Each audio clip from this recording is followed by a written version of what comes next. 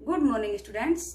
आज हम ग्रामर में अलंकार अलंकार अलंकार का शाब्दिक अर्थ क्या होता है?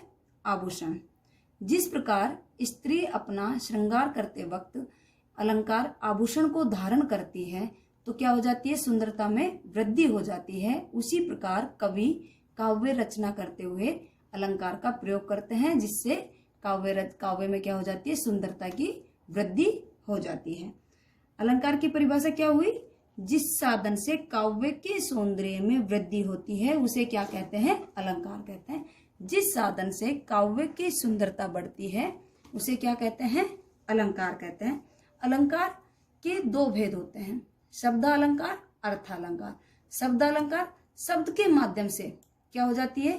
काव्य में सुंदरता की वृद्धि हो जाती है, सुंदरता बढ़ जाती है। और या अर्थालंकार अर्थ के माध्यम से काव्य में सुंदरता की वृद्धि होती है या चमत्कार होता है, वो क्या होता है? अर्थालंकार होता है। शब्द के माध्यम से काव्य में सुंदरता बढ़ती है, वहां शब्दालंकार होता है। अर्थ के माध्यम से सुंदरता की वृद्धि होती है, वहां अर्थालंकार होता है। कल हम क्या पढ़ चुके थे? उपमालंकार और रूपक अलंकार। उपमालंकार में क्या होता है?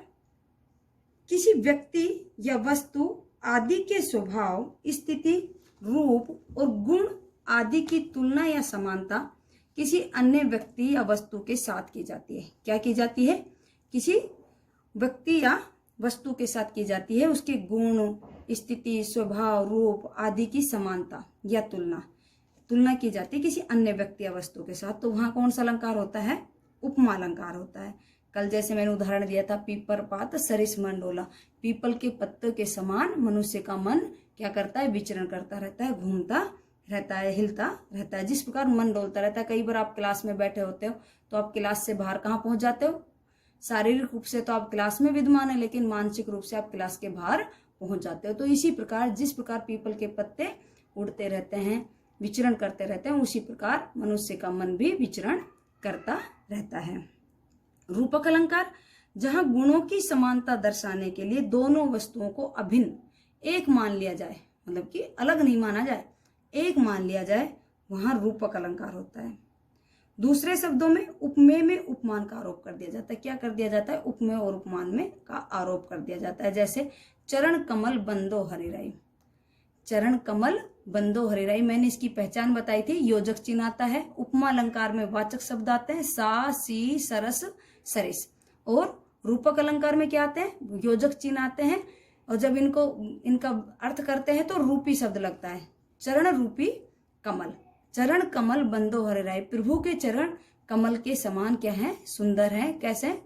चरण कमल रूपी चरण, चरण रूपी कमल।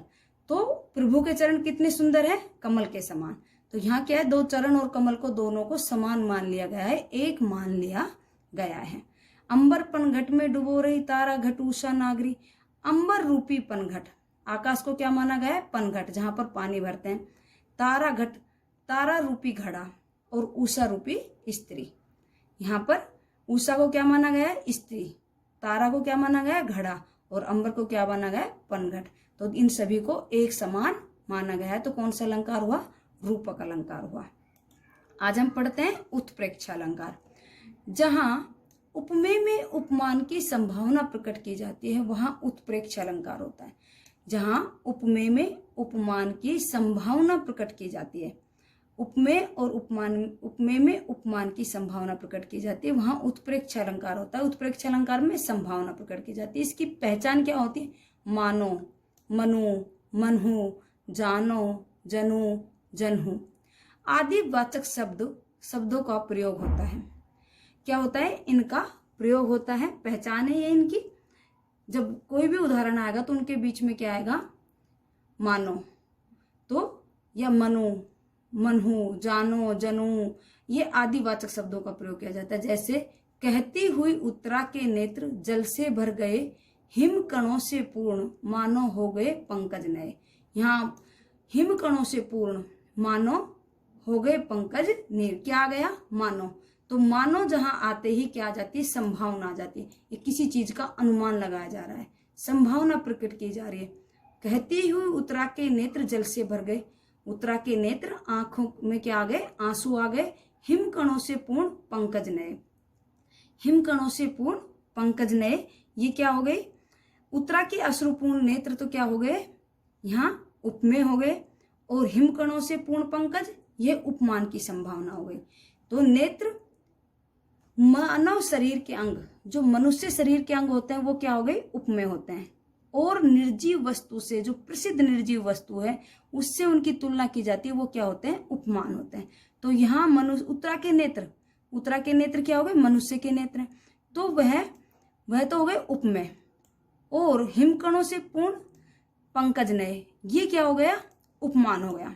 तो हिमकणों से बर्फ के कणों के समान इनको क्या माना गया? उत्तरा के नेत्रों में क्या हो गए? अश्रु भर आए। सिर फट गया उसका वहीं, मानो अरुण रंग का घड़ा हो। उसका सिर वहीं फट गया, कहीं युद्ध हो रहा था और उसका वहीं पर सिर फट गया, मानो कैसा लग रहा है? उसका सिर फटने से चारों तरफ खून हो गया, ऐसा लग रहा है अरुण रंग का घड़ा हो, कोई लाल रंग का घड़ा हो। उसे संभावना प्रकट की गई है, मानो अरुण रंग का घड़ा हो, कोई लाल रंग का घड़ा हो। मानो शब्द आ गया तो किसकी वो हो रही है? संभावना व्यक्त की जा रही है। उपमेय में उपमान की संभावना व्यक्त की जा रही है। एक मानो कोई अरुण लाल रंग का घड़ा हो। सिर फट गया, किसी मनुष्य का सिर फट गया, युद्ध हो रहा था तो वहां सिर फट गया, तो उसका मानो क्या हो गया? अरुण रंग का। कैसी तुलना की कवि ने? कोई लाल रंग का घड़ा हो। तो नेत्र मानो कमल है। नेत्र कैसे हैं? मानो कमल के समान है। तो यहाँ पर भी मानो आ गया, तो ये क्या हो गया? वाचक शब्द आ गया, पहचान आ गई इसकी। उस काल मारे क्रोध के तनु कांपने लगा उनका लगा, मानो हवा के जोर से सोता हुआ सागर जगा। उस काल मारे क्रोध के तनु कांपने उनका लगा। तनु यहाँ शरीर की तुलना किससे की है? सोता हुआ सागर, हवा के जोर से सोता हुआ सागर। तो मानो हवा के जोर से सोता हुआ सागर जागा। तनु क्या है यहाँ पर? तनु कांपने लगा, ये तो उपमेय हो गया। हवा के जोर से सोता हुआ सागर उपमान हो गया। ठीक है। उस काल के मारे क्रोध के तनु कांपने लगा, मानो हवा के जोर से सोता हुआ सागर जगा। क्या हो गया? सोता हुआ सागर जागा, ये उपमान हो गया। यहाँ पर संभावना प्रकट की जा रही है और वाचक शब्द भी आया हुआ है मानो। तो यहाँ पर कौन सा अलंकार हो गया? उत्प्रेक्षा अलंकार। अतिशयोक्ति अलंकार, जहां किसी व्यक्ति या वस्तु का वर्णन अत्यधिक बढ़ा चढ़ा कर किया है, वहां अतिशयोक्ति अलंकार होता है। जहां किसी व्यक्ति या वस्तु का वर्णन अत्यधिक बढ़ा चढ़ा कर किया जाता है, वहां कौन सा अलंकार होता है? अतिशयोक्ति अलंकार। किसी कार्य को बहुत ज्यादा बढ़ा चढ़ा कर बताया जाता है कि वह इतना ज्यादा सुंदर है, इतना ज्यादा अच्छा कार्य किया, तो वो क्या होता है? अतिशयोक्ति अलंकार। जैसे हनुमान जी की पूंछ में लगन न पाई आग, लंका सिगरी जल गई, गए निशाचर भाग। जब हनुमान जी सीता जी को खोजने गए थे तो अशोका वाटिका में उसकी पूंछ में क्या लगा दी गई थी? वहां पर उसने तोड़फोड़ की, तो उसके दरबार में हनुमान जी की पूंछ में आग लगा दी। किसके दरबार में? रावण के दरबार में हनुमान जी की पूंछ में आग लगा दी। और इसमें यहाँ अतिशयोक्ति बढ़ा चढ़ा कर उन्होंने किया है। हनुमान की पूंछ में लगन न पाई आग, हनुमान की पूंछ में आग नहीं लग पाई। लंका सिगरी जल गई, गए निशाचर, जब आग ही पूंछ में नहीं लगी तो लंका कैसे जली? गए निशाचर भाग। इसको क्या है? बढ़ा चढ़ाकर इसका वर्णन किया है। हनुमान की पूंछ तो नहीं जली, लेकिन लंका सारी जल गई और निशाचर राक्षस सारे भाग गए।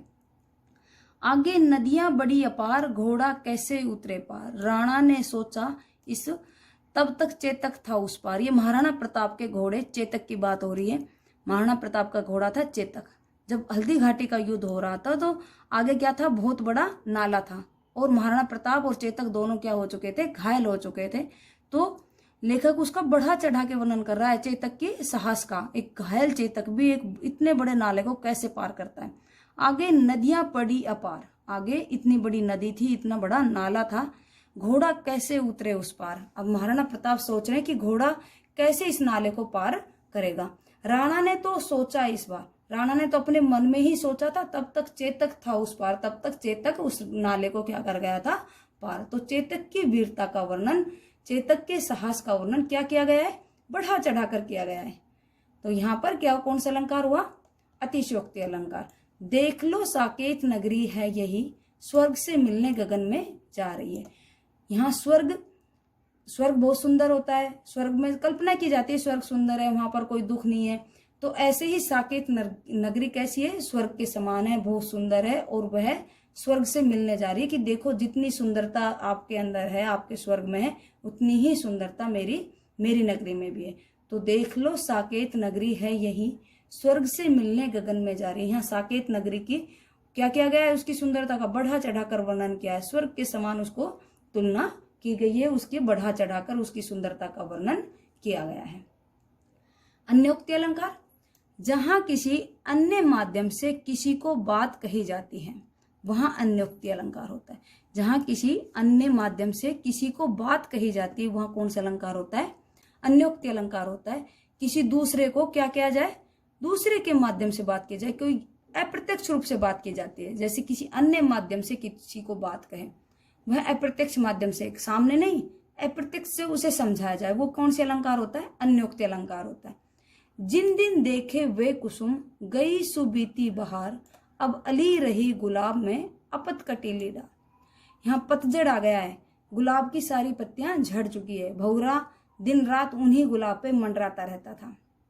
लेकिन क्या हो, इसका शाब्दिक, इन पंक्तियों का शाब्दिक अर्थ है गुलाब के पेड़ पर भौरा मंडराता रहता है, लेकिन पतझड़ की वजह से क्या हो गया, सभी पत्ते झड़ गए हैं और सिर्फ कांटों की डाल बची है। लेकिन इसका दूसरा अर्थ भी निकलता है, कोई राजा के पास उसका सेवक है, अब राजा के क्या आ गए, बुरे दिन आ गए और उसके पास धन दौलत नहीं रही, लेकिन उसका सेवक क्या कहता है, जिन दिन देखे वे कुसुम, यहाँ पर मैंने मतलब कि अच्छे दिन देखे हैं, यहाँ पर सभी खुश थे, अच्छे सभी संपन्न थे और यहाँ पर सुबीती बहार, और अच्छी बहार थी, सब लोग आओ भगत करते थे, सभी आते थे। लेकिन अब क्या हो गया, आर्थिक संकट आने से सभी उनसे दूर हो गया। अब अली रही गुलाब में, अब जो उसका सेवक है वह अपने उस पुराने मालिक के पास ही रहता है, वह दूर नहीं जाता। वो कहता है कि मैंने इन्हीं के साथ सुख संपत्ति भोगी है, इन्हीं के साथ सुख भोगा है, तो मैं इन्हें अपत कटीली डाल, अब मैं इन्हें कांटों की डाल पर इन्हें संकट के समय अकेला कैसे छोड़ सकता हूँ। जिस प्रकार भौरा गुलाब में पतझड़ आने के बाद, पत्तियां चले जाने के बाद, फूल झड़ जाने के बाद भी कांटों की डाल को अकेला नहीं छोड़ता है, उसी प्रकार मैं अपने मालिक को संकट के समय में अकेला नहीं छोड़ सकता। तो अप्रत्यक्ष रूप से क्या कही गई है, किसी दूसरे को बात की गई है, अन्य माध्यम से किसी को बात कहना। स्वार्थ सुकृत न श्रम वृथा, देखी विहंग विचारी, बाज पराये पानी परी, तो पंछी ने मारी। स्वार्थ सुकृत, स्वार्थ से, सुकृत अच्छा कार्य, न श्रम वृथा, मतलब कि किसी के स्वार्थ से कोई अच्छा कार्य भी करता है तो लेकिन वो श्रम क्या होता है, व्यर्थ ही होता है।